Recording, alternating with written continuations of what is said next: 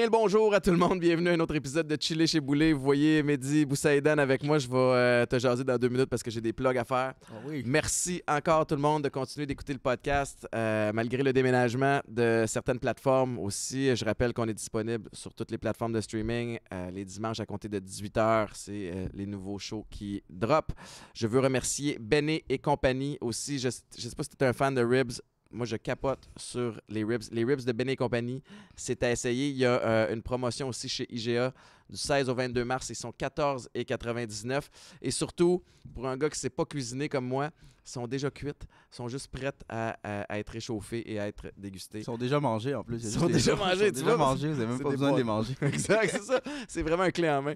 Mehdi, merci beaucoup de t'être déplacé jusqu'à Sainte-Julie dans le nouveau studio. J'apprécie. Ben, merci, c'est vraiment gentil de me recevoir. Je me suis tapé le pont Hippolyte, là, Ouais, qui il est le plus fun, hein, vraiment un c'est pont, facile. là, c'est rendu un passage secret. Ça n'a pas de sens. C'est Mais il terrible. n'est pas si secret parce que t'as pas mal de monde Ouais, non, qui c'est sont au courant du les secret. gens l'ont spoté.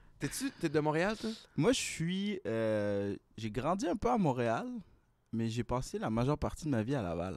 OK. Ouais, j'étais un Fait gars que de là, Laval. t'as-tu pris l'A25 et le... J'ai pris la 25, mais là, j'habite à Villeray, à Montréal. Ok, je comprends. Je suis bien à côté du parc Jarry. J'aime bien ce Pas de spot-là. petit spot. Puis là, tu viens de revenir. Ouais, j'étais en voyage. Je suis parti 1 mois et demi, presque 2 mois en fait, en Thaïlande. OK? Ouais, fait que je suis un gros fan de la Thaïlande. J'ai découvert ça l'année dernière. J'étais allé là un peu. C'est ta deuxième fois? C'est ma 2e fois en Thaïlande. Puis je pense, en ce moment, j'essaie de m'aligner pour y aller comme chaque année. Ah oui, hein? Ouais. Qu'est-ce qui t'allume de la Thaïlande? De un, c'est super cheap. C'est vraiment Ben, l'endroit. non, mais c'est bon, ça. Et de 2, c'est la raison 1. Fait que, non, non, c'est un pays. C'est un pays qui est magnifique, là, c'est sûr. Puis c'est la plongée, en fait. J'ai découvert la plongée. OK. Je sais pas si t'as déjà fait de la plongée, toi. J'ai mes cartes Ah ouais, de t'as paddy. Mais, moi, te dire une affaire, je serais dû pour un refresh, là. Ouais, t'as fait Je ça. les avais faites au Club Med. Ça fait longtemps dans le temps que j'avais une blonde qui chantait. J'ose comme pas le dire ici. Je pense que la gang de la prod savent pourquoi. Mais elle faisait de la plongée puis elle m'avait introduit Ouais. à ça. Puis c'était un monde extraordinaire. C'est incroyable. Moi, je trippe. Moi, je fais pas de la plongée Ok. à Bonbonne. Je fais en apnée. Oh, Ouais, j'ai découvert ça par hasard. Puis je capote, là. C'est rendu comme mon nouveau sport préféré. puis attends une minute, mais explique-moi là, parce que ça se développe là. Ça, c'est un skills qui Ouais, ben. se pratique. Tu sais. Je me suis trouvé un don, en fait. J'étais arrivé là-bas. J'ai commencé à. J'ai des amis qui faisaient de la plongée en. Ça, c'est l'an dernier, à ta première fois. Ouais, la première fois. Des amis qui faisaient de la plongée en Bonbonne. Puis j'ai rencontré un coach là-bas qui s'appelle Juan, qui m'a dit écoute, si tu veux pas faire de la plongée, Bonbonne, viens avec moi, on s'en va faire de l'apnée. Puis j'ai commencé ça là, avec la bouée, la ligne. Là, tu pars, puis tu descends sur un souffle. Puis, hey, question niaiseuse, mais pourquoi c'est plus intéressant pour toi qu'avec une bonbonne? C'est différent. Mettons la plongée régulière, tu vas aller voir un peu l'océan. La plongée en apnée, c'est plus un... Sportif un peu. C'est un peu plus sportif, puis c'est plus un défi personnel. 3/4 du temps, tu vois rien. Tu fais juste descendre, puis c'est comme un peu une espèce de méditation. Ça te permet de relaxer. Ouais. Puis t'as l'aspect un peu de dépassement. Là. Moi, j'ai toujours été bien compétitif dans la vie. Fait que c'est le fun d'aller voir des barracudas, mais c'est cool de pouvoir toujours aller plus profond. Ouais. Puis c'est fou comment le corps fonctionne. Là, on est un peu marin, là, on est comme aquatique, les humains. On est fait comme, je sais pas combien de pourcentage d'eau, je pense 70, ouais. 70% d'eau, puis 10% de bière. Puis quand tu te retrouves dans l'eau, tu peux comme un peu ramener tes instincts aquatiques. Puis c'est fou comment... Fait que toi, c'était-tu un voyage, tu sais, c'est un voyage thérapeutique, c'est un voyage pour décrocher, tu sais, au départ, quand t'es allé, ou même plus récemment, c'était pour refaire de la plongée, mais t'avais-tu Ouais. comme... ça va te donner un petit reset, ça va te rapprocher de la nature, Ouais, c'est ça. Je fais pas beaucoup de... Je suis pas un gars de nature ici. Là. Je suis moins aller faire du hiking ou aller faire du ski. Ou tu vois, je sais même pas c'est quoi les autres activités de nature. Mais là-bas, je trouve ça le fun d'aller en mer. Je suis un fan de mer. Je pense que c'est ça qui me manquait. Puis quand tu vas là-bas, tu restes où? Tu sais, c'est-tu un tout inclus? C'est-tu comme tu trouves un spot... Ah non, t'essayes de pas faire des spots trop touristiques. Là. Il y a une petite île qui s'appelle Koh Tao, qui est vraiment là, au fin fond du monde, qui est toute petite île isolée. Puis c'est là qu'il y a le plus de plongée, je pense, en Thaïlande. C'est Bruno Blanchette qui me l'a recommandé. Ouais, j'étais allé L'année dernière, j'étais allé à Bangkok, puis Bruno Blanchette m'a écrit, il m'a dit hey, t'es en Thaïlande, voici la liste des choses que tu dois faire. Puis la dernière, c'était ouvrir un restaurant de poutine. Nice.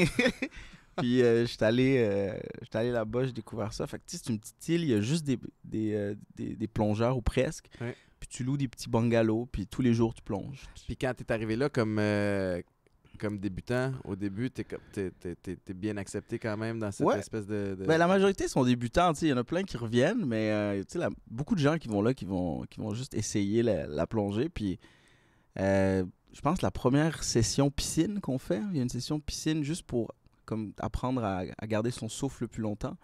Puis tu fais des exercices de respiration avant. Puis je suis resté, tu sais, on a tout fait à la piscine, là, essayer Ouais. de garder son souffle. On fait tout comme 1 minute, 1 minute et 20.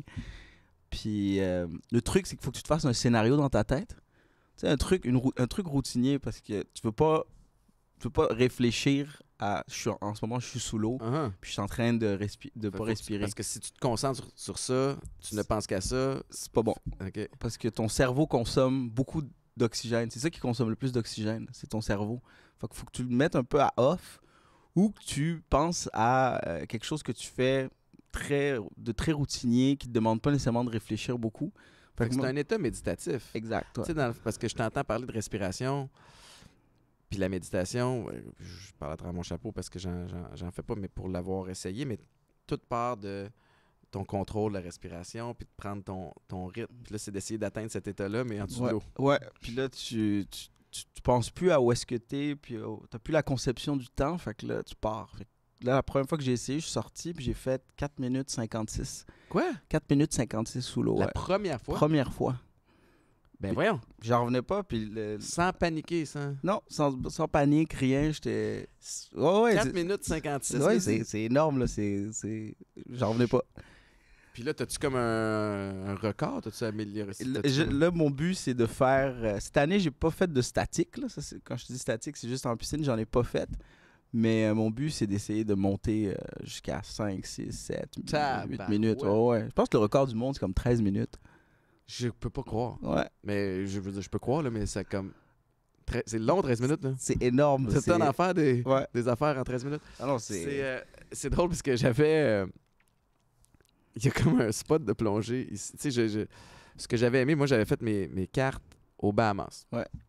Donc, le mettre là-bas, puis c'est génial parce que tu as un gros récif de corail, puis la vue est magnifique. Puis moi, ce que j'ai aimé, puis c'était pas sportif, tu sais, mais j'ai quand même aimé... Moi, vois-tu, je me sentais pas comme un poisson dans l'eau. Tu sais, c'est comme un autre vibe complètement. C'est que tu arrives, puis tu es dans l'élément d'autres choses. Tu sais, il y avait des tortues, il y avait des poissons, j'ai vu des requins. Puis tu te rends compte, OK, je ne suis rien. Ouais. Puis c'est lent aussi, sous l'eau. Fait que tout se déplace un peu différemment. Puis ça te met dans un état particulier aussi après. T'es comme une espèce de zénitude ou d'un calme. Ou un gros buzz fatigue, même. Là. Ouais, c'est ça. Quand tu remontes là, à la surface puis que tu respires, t'as une espèce de buzz. Là. Mais j'ai aimé ça. Puis évidemment, au Québec, tu plonges, c'est pas la même chose, pas la même clarté. Il y a une piscine, un énorme bassin au stade olympique où tu peux descendre, mais tu sais, c'est comme... Ça va combien, mettons? Je sais que je suis dans une piscine, tu sais. Oh, ouais. Mais je l'ai pas le chiffre avec moi, mais c'est très, très profond, là. Tu sais, tu peux... je pense que c'est 30 mètres le max là, qu'il faut aller, là, ou c'est-tu 10 mètres? Ça dépend. Tu peux aller jusqu'à 100. Je pense que je suis allé à 30, mais ça va plus loin que ça. Au bassin olympique. Là. Ouais. Tu pourrais aller te faire des petits refresh là-bas. Je savais pas. J'avais entendu qu'il y avait à Kanawake, il y avait une espèce de ancienne mine que tu peux plonger. Ah ouais, OK. Ben ouais, mais mettons, même l'été, si tu vas là, à 30 mètres, c'est froid, là. L'eau, c'est vraiment froid. Là. C'est clair, non, c'est pas la même non. expérience du tout. J'avais reçu l'année dernière, je sais pas si tu sais c'est qui, Valentine Thomas. C'est une Québécoise qui est installée maintenant en Floride. Puis la fille avait une super grosse job, super, tu sais, ce que la société pense qu'est ce que tout le monde veut, c'est-à-dire la grosse job, gros salaire, gros char. Puis elle a décidé, fuck it, c'est pas ça que je veux faire. Elle a déménagé en Floride sans rien, puis elle est devenue pêcheuse au harpon. Fait que, tu sais, elle plonge en apnée aussi, puis elle me racontait des fois où elle a poussé sa loque un petit peu. Tu sais, t'as-tu eu des situations, toi, où Ouais, t'es comme, oh shit, là, j'ai poussé un petit peu trop loin? ouais, l'année dernière, j'étais allé, on essayait le 35 mètres. Puis, tu sais, à chaque fois que tu descends, il faut que tu égalises pour Ben pas ouais. que tes oreilles pètent. Puis là, je descendais avec la corde. Puis, à peu près à 32 mètres, j'arrivais plus à égaliser. Parce que là, tes poumons sont vraiment comprimés. Puis là, tu essaies d'aller chercher, de pousser de l'air de ton estomac pour aller pouvoir égaliser tes oreilles. Et j'arrivais plus à égaliser, mais tu sais, je regarde en haut, puis tu vois l'espèce de...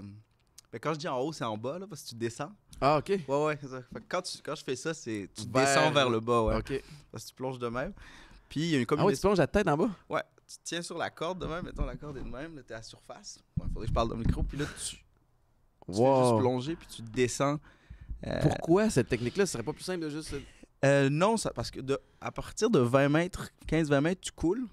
Tu deviens plus, tu flottes plus, tu coules. Oh. Fait que il faut que tu sois, c'est plus pratique d'être tête première. Comme ça, si tu veux, voyons, si comment dire, Remonter? Non, mais si tu veux, voyons, si, les fins, quand tu pas pagayer. Si tu veux... Ah ouais, avec les, là, j'ai l'air de pas connaître ma matière. Là. Attends, mais je t'aide pas plus, là. Attends une minute, avec les palmes. Avec les palmes, là, quand tu veux.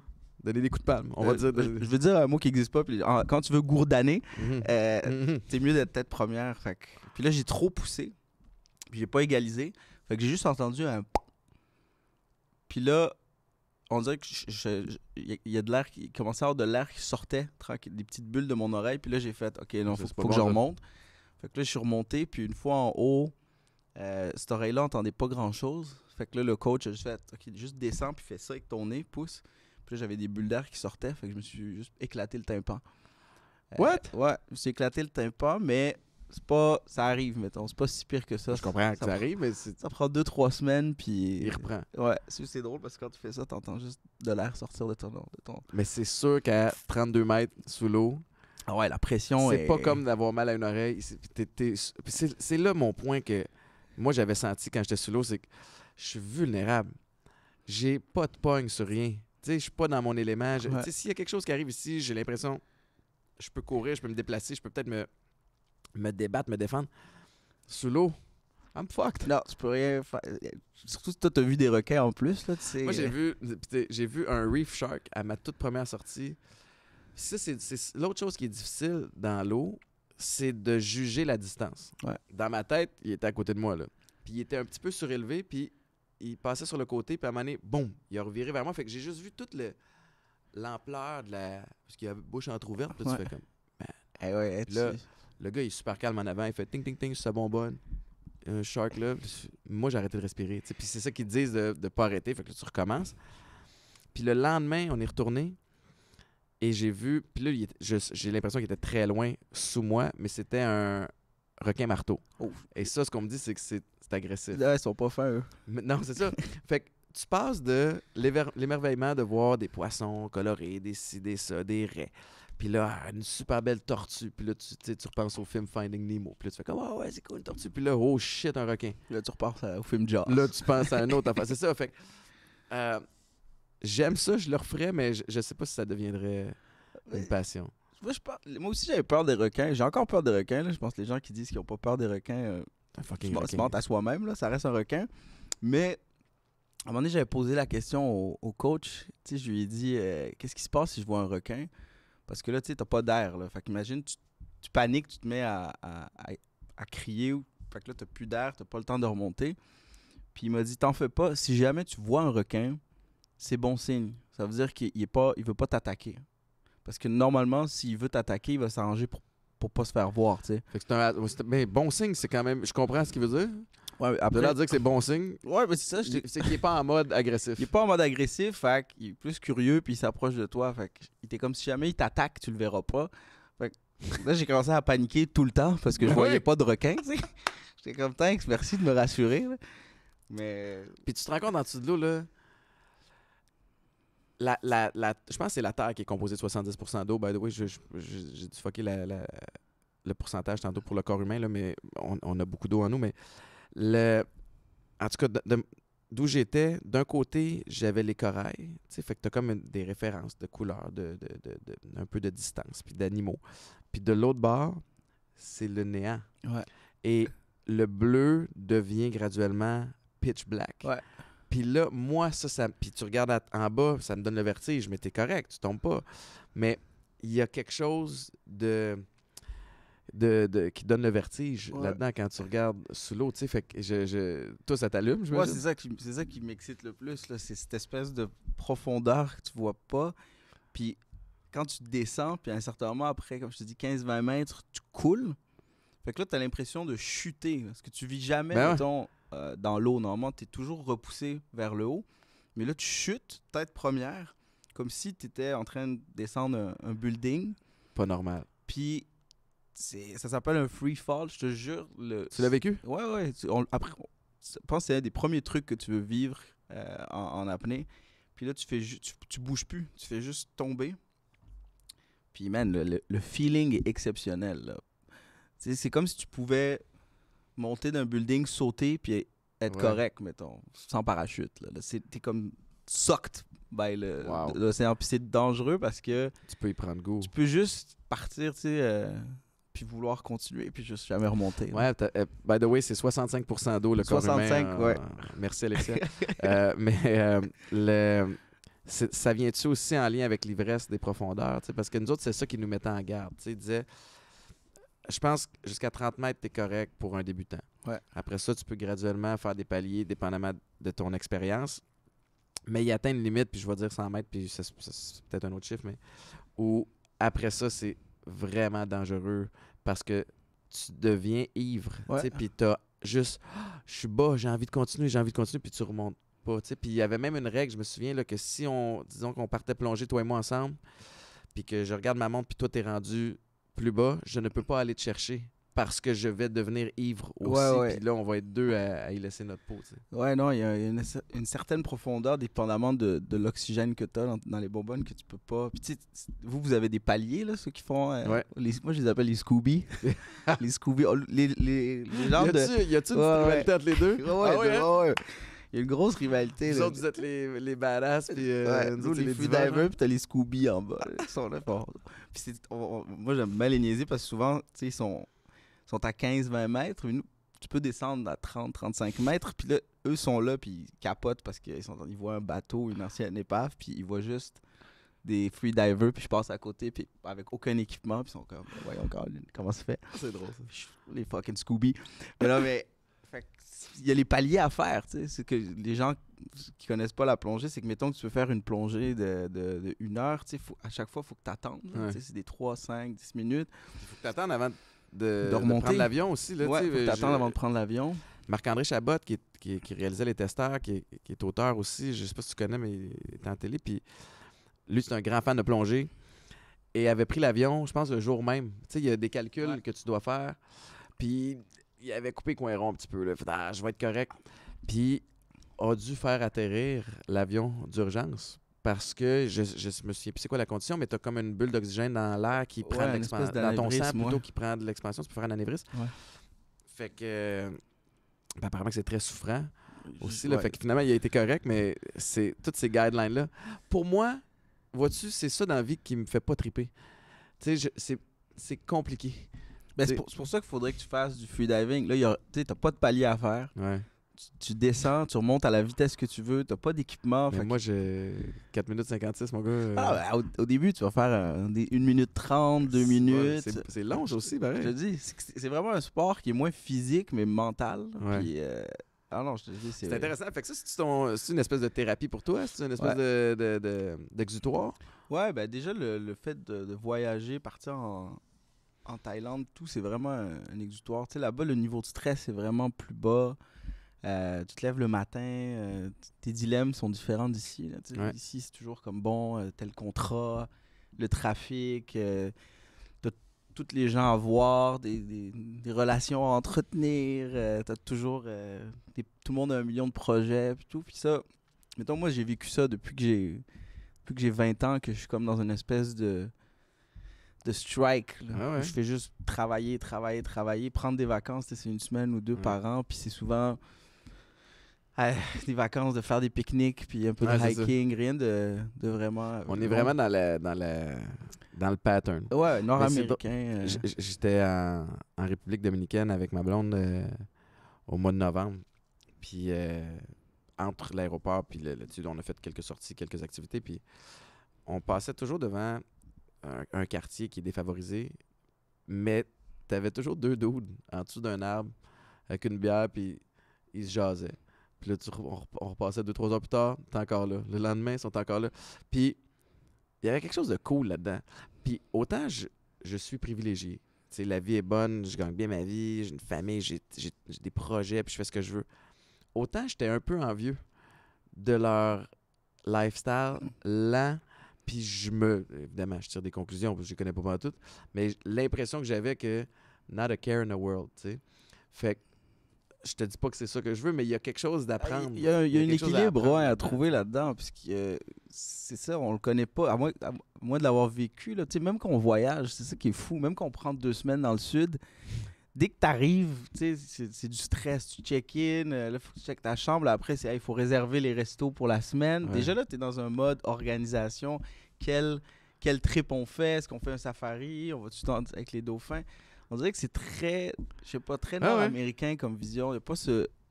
Tu sais, juste t'arrives, puis day to day, tu découvres. Puis aujourd'hui, tu fais ça. Avec les aujourd'hui, tu enfants, fais mon ça. gars, ça change la game. Ouais, Là, ouais. tu sais, t'as pas d'enfants, puis Non. fait que tu sais, je t'écoute, puis je suis comme, that'd be nice. Mais comme pratico-pratique, ça se pourra pas. Là. Non, c'est sûr. Moi, j'ai besoin du resto, là. J'ai besoin du tout inclus avec la petite, puis... Mais je pourrais me passer du check-in stressant, puis de récupérer valise. Professionnellement, qu'est-ce qui se passe? Tu sais, t'as fait les voix pour l'île de l'amour. Ouais. T'étais sur j'oublie le show de télé là, auquel t'étais panéliste. Le maître du jeu. Oui, le maître du jeu. Puis là, t'as l'air... C'est-tu plus ralenti? Là, j'ai pris, c'est ça, comme je t'ai dit, depuis l'année dernière, j'essaye de prendre un peu plus de temps. Là. Pour moi, j'ai eu 30 ans. Là, en fait, j'ai eu 31 ans. Pardon, c'est un crime. J'ai même oublié mon âge. J'ai eu 31 ans, puis là, tu sais, je suis comme un peu dans une période où je suis comme, OK, qu'est-ce que... Il y a comme un checkpoint là, que tu fais à 30 ans, 31 ans. Fait que là, j'essaie de voir un peu qu'est-ce que je veux faire pour les prochaines années. Peut-être diminuer la charge de travail, puis faire des trucs comme ça, là, tu sais, voyager, puis en plus, j'ai un nice deal de voyage avec Air Canada, fait que ça me coûte vraiment pas cher. Ah ouais, de t'es-tu voyager. commandité? Pas commandité, mais je suis sur un membre de famille qui travaille pour Air Canada. Oh Fait que shit, good for you! j'ai les deals famille. Ah Fait ouais, hein? que ça me coûte genre 40$ à aller en Asie. Quoi? Ouais, c'est à peu près ça. Ouais. Fait que j'en profite. Puis, mais c'est des avions électriques. Et Nice try. fait qu'il y a ça, puis il y a la France, moi, qui est un projet que j'ai depuis longtemps. Tu sais, chaque année, je vais en France faire des spectacles. J'ai beaucoup d'amis humoristes que je fais leur première partie. Fait que là, cette année aussi, là, je pense faire un long trip en ouais, hein? Europe. À quel point c'est un... Tu sais, au niveau de la musique, je sais que c'est quasi impossible de percer là-bas si t'as pas signé avec un label de la Ouais. place. C'est quoi le pattern dans l'humour? C'est beaucoup plus libre, l'humour, parce que tu sais, ça fait pas si longtemps que la culture du stand-up est en France. Tu sais, il y avait la culture du one-man show, spectacle, mais ils ont une culture stand-up qui est arrivée il y a peut-être 10 ans. Puis maintenant, je pense que c'est un des meilleurs endroits au monde pour la culture stand-up parce que ils sont comme dans une espèce d'effervescence, puis ils découvrent leur style, puis ils ouvrent de plus en plus de comédie clubs, puis je trouve que c'est stimulant, mettons. Quand je vais là-bas, là, je trippe, j'écris tous les jours, tu t'assois dans des cafés, la communauté est le fun. T'es focus là-dessus. T'es focus, tout le monde regarde dans la même direction. Puis le marché permet de faire que ça. C'est ça qui est cool en France. Ici, malheureusement, comme on n'est pas beaucoup au Québec, tu commences en humour, vite, tu vas te retrouver à faire de l'animation télé, de la radio, du cinéma. Ce que tu fais aussi. Ce que j'ai fait, ouais, c'est ça. Ça fait 10 ans que je bouge. Puis en même temps, il y a un avantage où cette polyvalence-là permet à des gens d'avoir de la job. Ouais. Tu sais, fait que c'est un milieu compétitif, l'humour. Tu sais, puis on a beaucoup d'humoristes au Québec de talent. Des nouveaux visages, nouvelles personnes à chaque année. Comment tu fais pour essayer de rester relevant? Tu sais, parce que tout le monde te connaît. Mais tu sais, comment tu fais pour essayer de rester la saveur du jour ou tu sais, pas nécessairement la saveur du jour, mais de te faire engager, faut que tu gagnes ta vie, tu sais. Ben, c'est ça le truc, c'est que c'est ça qui est particulièrement stressant. C'est on dirait toujours que faut que tu sois au goût du jour. Puis c'est facile de perdre un peu le cap, justement parce que tu commences par un one-man show. Là, si tu veux juste faire du one-man show, ben, faut que tu dises non à beaucoup de contrats télé, beaucoup de contrats cinéma. Là, mettons, tu décides de faire de la télévision pendant 1 an ou 2, tu fais hey, plein de contrats télé, c'est le fun. Sauf que là, tu perds un peu le rythme. Ben oui. Tu sais, parce que chaque année, il y en a 20, 30 des nouveaux humoristes. Fait que là, après, tu essaies de revenir. Puis je pense que c'est cette espèce de branle-bas de combat de brouhaha que je trouve qui est particulièrement stressant. Puis que, mettons, je me dis en France, ce qui est cool, c'est que tu peux te concentrer que sur une chose. Puis pas courir plusieurs lièvres à la fois. Puis, mais en même temps, pendant que tu es là, tu refuses des choses ailleurs. Ouais, c'est sûr qu'il faut faire des choix, là, mais il y a quelque chose de le fun aussi d'en recommencer. Là, moi, je sais pas c'est qui disait que ce qui est le fun, c'est pas le résultat, c'est le processus là, qui est le fun. Puis, mettons, le processus, tu le fais ici. J'ai pas mal tout fait ce que je voulais faire. J'ai fait des films, j'ai fait de la télé, j'ai fait de la radio, j'ai même fait de la musique, j'ai fait le bye-bye. Tout de la musique? J'ai fait de la musique, mais c'est moins connu. Ça. Tu veux en parler ou tu veux que ça reste moins connu? Vous pouvez acheter mon album, il est sur Kijiji. Non, mais j'en ai fait, mettons, pour le bye-bye, j'ai fait des vidéoclips. Oui, ben oui. J'ai essayé de faire un peu tout ce que j'aime, mais je me suis rendu compte que ce qui me manque le plus de la carrière d'humoriste, c'était quand j'ai commencé, puis qu'on était en appart à 4, puis à rusher, puis à écrire des textes toute la journée, puis aller roder dans des bars où personne te connaît. Puis je trouve que ça me manque énormément, puis je peux le faire en France. Puis ça, c'est super intéressant. Moi, en 2018,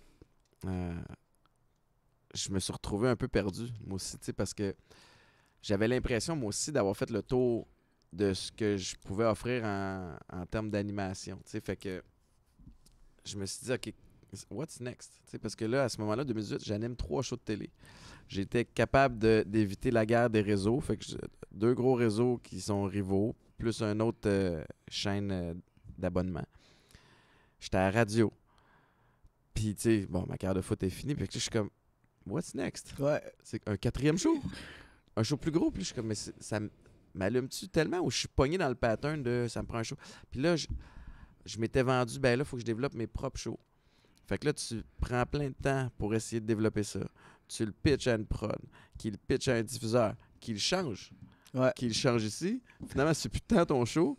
Ça dure 1 an, ils pognent pas tant parce qu'ils l'ont changé, ou peu importe. Fini, tire la plug. Hey, Chris, ça fait 1 an et quelques que je travaille là-dessus. Fait que je trouvais ça insécurisant. Fait que c'est une des raisons pour laquelle j'ai décidé de repenser à mon modèle d'affaires et à ma vie professionnelle. Mais j'avoue que de pouvoir aller, de plonger, puis en même temps, l'humour, ben, c'est du contenu à l'infini. Tu sais, comme là, tu vas aller là-bas travailler un projet là-bas, mais tu es déjà en train d'en travailler un ici. Ouais. Ça va être 2 projets différents? Moi, ce que je veux faire, c'est écrire un show là-bas parce que l'humour français puis l'humour québécois, je veux dire, il y a plein de sujets qui se juxtaposent, là, que ça peut fonctionner d'un deux. Par contre, moi, j'écris beaucoup en fonction de ce que je vis. Fait que c'est sûr que de vivre là-bas, de faire un peu cette espèce de déménagement, ça va me donner plein d'idées, ça va donner plein de contenu. Fait que je veux faire un show pour la France, puis parallèlement à ça, écrire un show pour le Québec. T'sais. Moi, j'ai toujours, évidemment, envie de faire mon 2e one-man show. Fait que je vais essayer de travailler ces 2 projets-là parallèles. Mais ce qui est génial, c'est que je peux faire que ça. J'ai pas à me soucier d'1 million d'autres contrats ou de faire des voix là ou de faire... Tu peux te concentrer là-dessus. Ouais, ça. Y a-tu un sujet particulier? Y a-tu un angle particulier déjà que tu as en tête ou des moments qui te viennent que, OK, ça va être ça le fil conducteur de mon show? Ben, tu sais, j'écris souvent sur l'actualité puis sur ce qui se passe un peu. Là. J'aime ça que mes shows soient un peu des checkpoints. Là. Genre, quand les gens rentrent dans la salle pendant 1h30, 2 heures, on va juste faire qu'est-ce qui se passe en ce moment. Là. On est rendu où? C'est quoi qui marche moins bien dans la société? Fait que, Et puis, tabarnouche, t'aurais du juice là. oh, il se passe pas mal de. Ça arrête plus, là. Il y a beaucoup de juice. Fait que, puis je veux aussi apprendre un peu le lifestyle, ton français, puis voir un peu c'est quoi. Là. C'est sûr qu'il va y avoir un choc. Euh, Ouais. Fait que je veux écrire là-dessus, puis en profiter aussi d'être justement en Europe pour pouvoir découvrir d'autres pays. J'aime beaucoup écrire sur mes voyages. Je trouve que c'est comme un des meilleurs sujets d'écriture. Fait que, tu sais, bouger un peu. Il y a tout le marché africain aussi qui est accessible quand tu es La en Europe. francophonie là-bas. Puis... Tous les pays francophones. Tu sais, j'ai des chums à Paris je les vois, puis ils font des shows un peu partout. À Dubaï, sont en Guinée, sont à Dakar, sont partout. Fait que c'est ça que je trouve le fun. t'allume, mais ouais, C'est ça. de pouvoir lier Pas que j'ai... les deux passions. Ben ouais, c'est pas...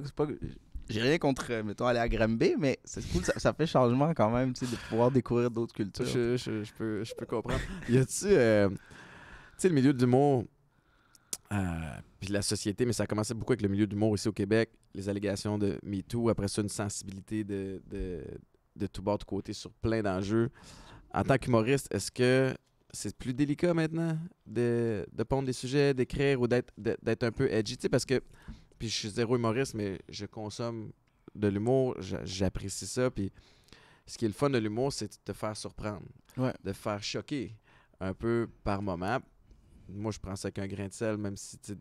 Mais est-ce que tu es frileux d'écrire sur certaines affaires? Non, je pense pas qu'il faut être frileux, tu sais. Puis je pense que ça se perd, justement, cette qualité chez les humoristes de justement provoquer, choquer. C'est un peu ça aussi, je pense. Puis de parler de tous les sujets. Je trouve que c'est un peu hypocrite de se prétendre humoriste, puis de vraiment se censurer sur certains sujets. Moi, j'ai toujours dit, tu peux rire de tout. C'est juste qu'il faut vraiment bien le faire. Ouais. Tout est une question d'éthique puis de travail. Si tu fais bien, si tu fais un effort de recherche avant de parler d'un sujet, puis que tu parles pas juste à travers ton chapeau, je pense que c'est totalement légitime là, que tu puisses rire de ça. Puis c'est un peu ça la job de l'humoriste. S'il y a quelque chose qui se passe, faut en parler. Ouais. Comment tu gères les critiques? Tu sais, les positives ou négatives, t'as-tu une façon de... Ben écoute, j'ai jamais eu de critique négative, Étienne, donc je ne sais pas. Ah, oh, OK. Quand même assez bien. Je suis pas quelqu'un qui check beaucoup. Je suis pas très... D'ailleurs, je sais que des fois, il y a certains followers ou fans qui me le reprochent, mais je suis pas quelqu'un qui va beaucoup répondre sur les médias sociaux, qui va... Tu sais, j'utilise les médias sociaux comme une fenêtre pour, mettons, faire des trucs drôles ou mettre des belles photos, des trucs comme ça. Mais je suis pas... je pense que les gens qui disent des méchancetés, mettons, qui ont des critiques, c'est pas quelque chose que je dis. Des fois, s'il y a quelqu'un qui réussit déjà à rentrer, mettons, dans mes DM ou qui me dit quelque chose de méchant, souvent, je fais juste les bloquer. Là. Je me casse pas la tête. Puis ils ont le droit de... Je pense... c'est totalement légitime, ils ont le droit de me dire qu'ils n'aiment pas que je fais de la marde ou qu'ils n'aiment pas ce que je fais, mais j'ai totalement le droit de les bloquer Exact, aussi. Fait que je me casse pas vraiment la tête. C'est une bonne mentalité à avoir. Tu sais, est-ce que... Y a-tu... Je pense à Sugar Sammy, tu sais, qui semble percer à plein d'endroits. Ouais. Tu sais, il fait vraiment une belle job de promotion de son contenu. Ouais. Aussi, tu sais, il prend des petits bits, des petits segments Ouais. de ses stand-up. Mais lui, ça, c'est un autre art complètement. Ça se peut-tu, tu sais, comme les espèces de... Ah, du crowd work? Ouais. Ouais. Crowd work, c'est quand... Quand tu parles avec le... C'est de l'impro, tu sais. C'est de l'impro, et c'est vraiment le fun à faire. Là. C'est beaucoup d'improvisation, comme on dit. Moi, je trippe sur le crowd work. Je pense que c'est aussi un très bon outil de promotion parce que c'est des moments uniques. Oui. Puis que d'autres personnes qui vont voir ton spectacle pourront pas vivre. Donc là, je pense que c'est brillant de les isoler puis de faire de la promo avec ça. Fait que, puis moi, j'en fais dans mon premier one-man show. C'est le bout du show qui me fait le plus triper. C'est quand je décroche un peu du texte puis que je fais juste parler avec les gens. Parce que justement, ça fait que le spectacle est unique. Ouais. J'ai comme un parallèle sportif qui me vient, mais à travers la pratique pour un match, au foot, on pratique tout le temps. Il pleut, il neige, il grêle, t'es sur le terrain, tu pratiques. T'as la grippe, tu pratiques. T'as un bras cassé, on le rap, tu pratiques. Puis ça fait en sorte que t'es prêt à tout moment.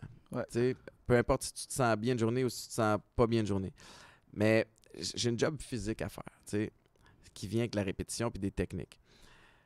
Toi, un soir où tu es moins on, tu sais, ou comment tu fais pour te mettre dans le bon mood alors que tu es peut-être plus off des fois, ou tu vis de quoi à l'extérieur, puis là tu fais comme OK, j'ai un show à donner, les gens se sont déplacés, ils ont payé, puis tu feels off. T'as-tu une façon de te remettre dedans? Moi, j'ai une routine avant chaque show.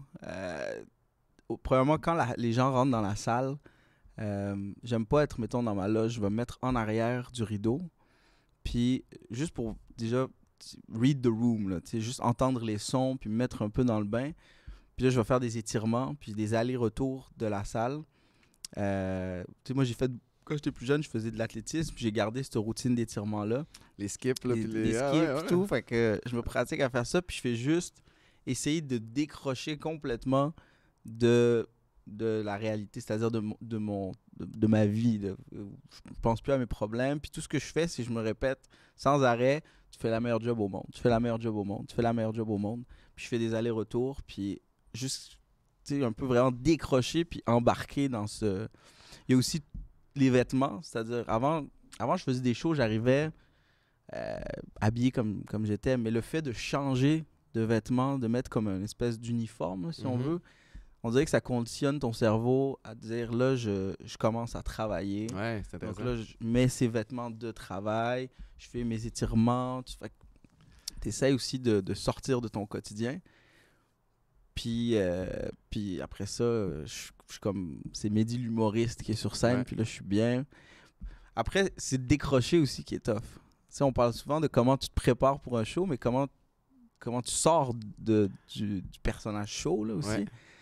Puis ça, je pense que c'est plus difficile que de se mettre dans le... Hein? Ouais, de quelle façon? Ben, je pense que chacun a ses trucs, mais c'est dur parce que là, tu es dans une salle, il y a 800 personnes qui te donnent énormément d'amour, qui t'applaudissent, puis qui te disent que t'es drôle, puis que t'es bon. Puis après, tu pars de là, puis tu te retrouves seul dans une loge. Faut que tu fasses 4 heures de route dans ton char, puis t'arrives chez vous, puis tu manges un Michelinas. C'est pas vrai, on mange pas de Michelinas, mais bon, ça me tentait de dire Michelinas. Puis ça, c'est tough, là, ce processus-là de revenir à la vie réelle. Fait que, tu sais, souvent... ça, beaucoup de gens le vivent aussi, tu sais, puis encore une fois, parallèle de sport, mais... Tu sors du terrain, tout le monde t'a la tape dans le dos, tout le monde t'adulte, ça t'a dit « Ah ouais, ok, tout le monde est content de te voir. » Puis tu rentres chez vous, puis tes enfants sont comme « J'ai faim. » C'est des leçons d'humilité. Puis en même temps, c'est cool d'avoir cet équilibre-là, mais c'est vrai que c'est pas facile à jongler. T'as-tu... du monde dans ton entourage qui réussissent à te grounder? On dirait que je pense aux grosses têtes. Puis je te dis pas, je te connais pas assez pour savoir si t'es ça ou pas.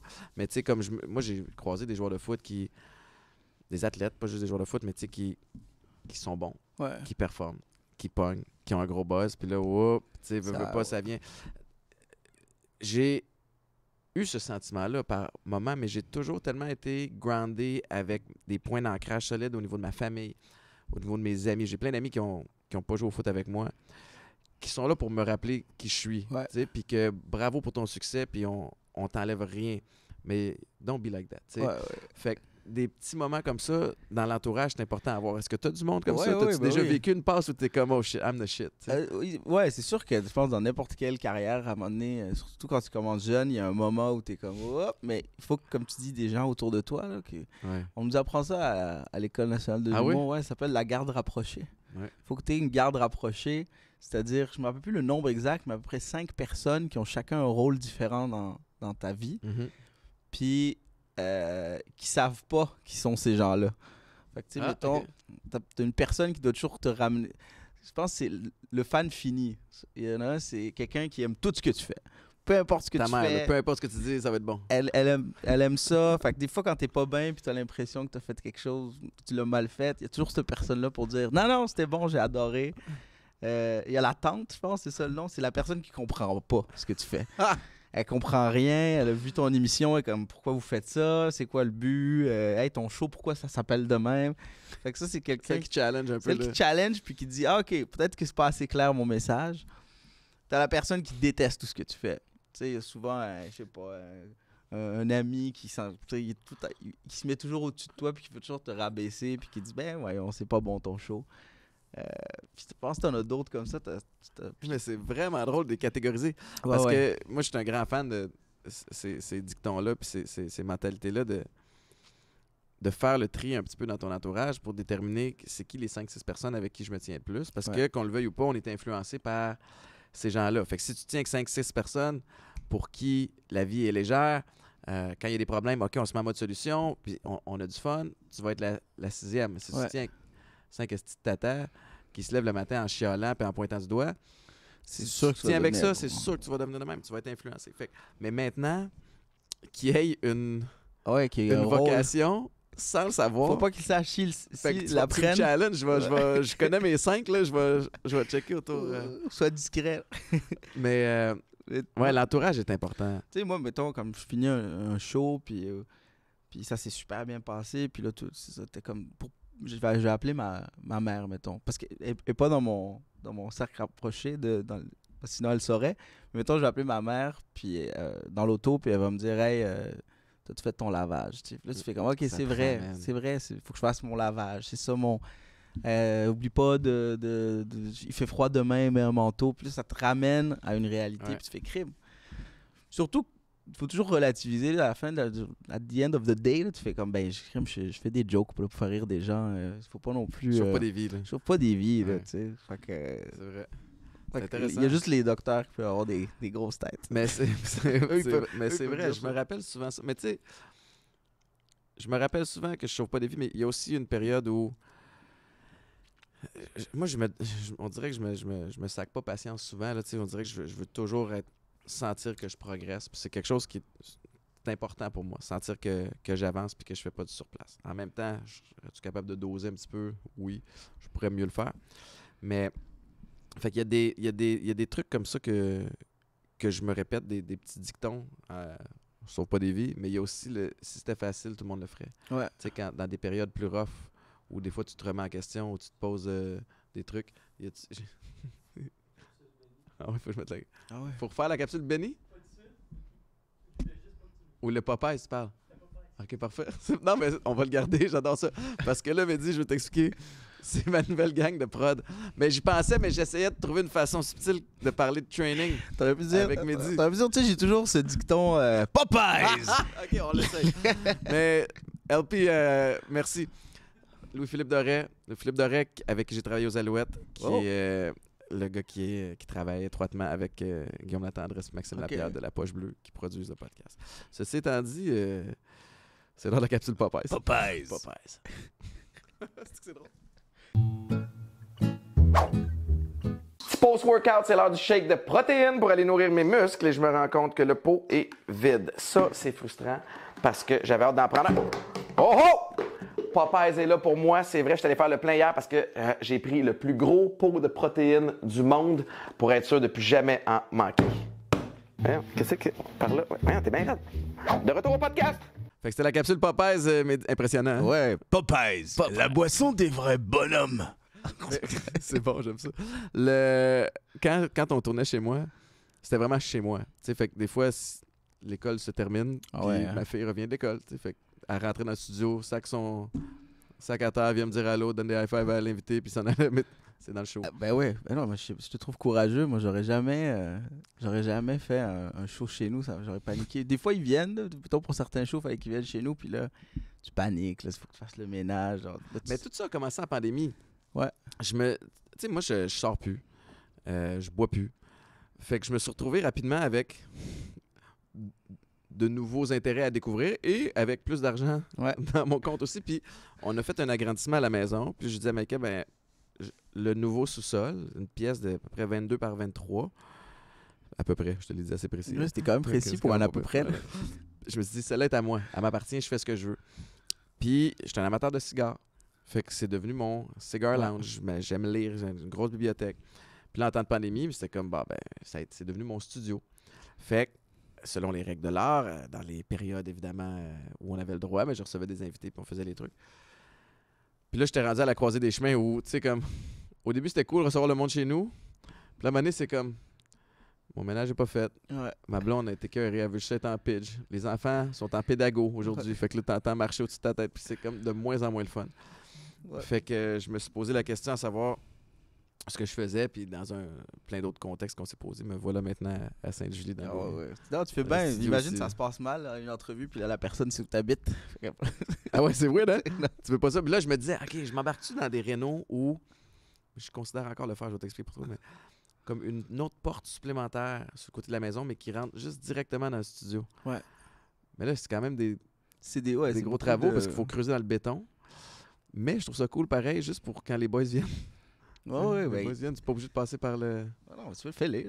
Fait que je réfléchis à plein de... Mais il y a je dirais pas son nom, mais il y a un chef cuisinier très célèbre qui a quasiment un passage secret. Je sais très bien c'est qui. Ouais, on le sait tout. Il nous le montre dès que C'est t'arrives le chez plus eux. célèbre de tous. Là.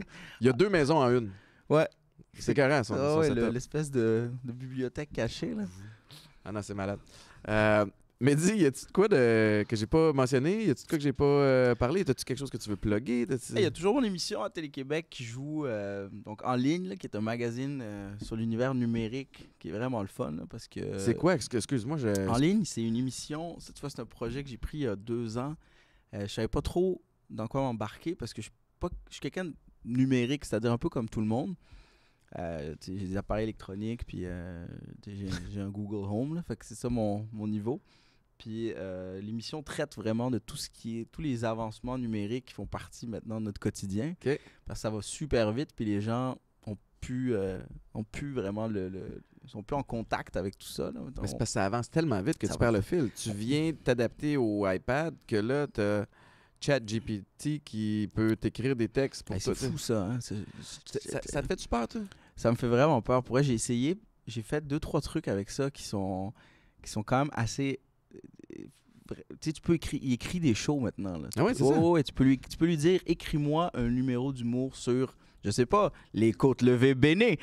Sur n'importe Ouais, puis là, il quoi. va te pondre ça. Puis là, tu peux ramener un autre layer. Ouais. OK, maintenant, mêlé avec une intention de... Ouais, tu peux écrire des tunes. Là. J'ai demandé à un moment donné, j'ai fait écrire une tune sur les chiens. Puis il m'a écrit un rap sur les chiens qui avait quand même de l'allure. Je te dis, c'est assez peurant. Mais ça va... Jusque-là, ça va. Ouais, mais ça Tu sais, va. mais c'est quand j'entends dans les nouvelles que là, il y en a un qui disait à un humain « Je veux être libre Ouais, non, mais. ». Puis là, mais de quelle façon? Puis là, qui parlait, ben je pourrais créer un virus. Puis là, tu fais... Parce que, tu sais, je me souviens plus c'est quoi le chiffre, mais c'est des trillions d'informations à la seconde qui sont triées.